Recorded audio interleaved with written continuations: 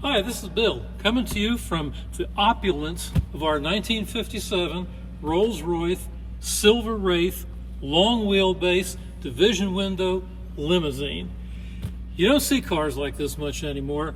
This was fabulous transportation shortly after the Second World War, and these cars were built for royalty, for captains of industry who would travel about in the lap of luxury, accompanied by crystal drinks cabinets and all of the luxuries of the age.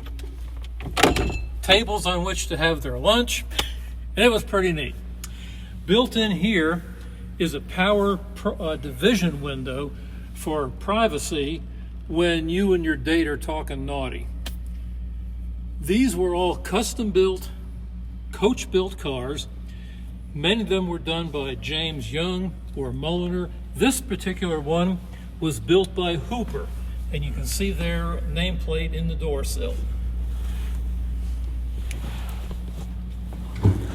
Now, you can see this is a large, imposing car. It's the long wheelbase chassis.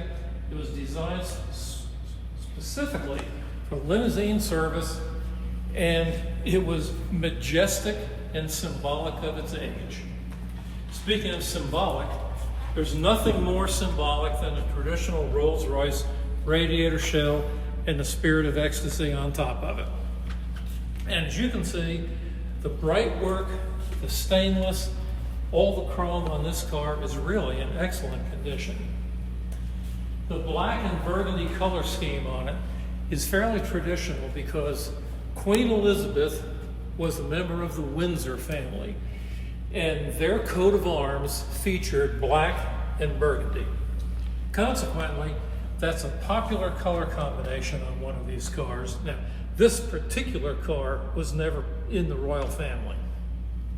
Most of these were right-hand drive, as you see here, and it's really a novel, exciting experience to drive on. You have to get used to it, but it really is fun. Now, you look down the length of this that Tom's showing you. That's all aluminum bodywork, still beautifully finished. The door gaps, the door closings, all of that are still in really nice shape given this car's age. It's a sweetheart. Most of these haven't been well treated over the years. They succumb to rust and bad maintenance. Now, this one does not have any structural rust in it.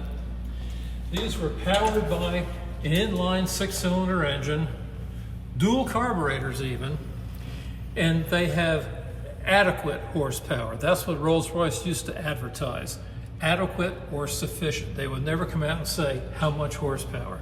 But again, this thing isn't intended to smoke the tires away from a traffic light.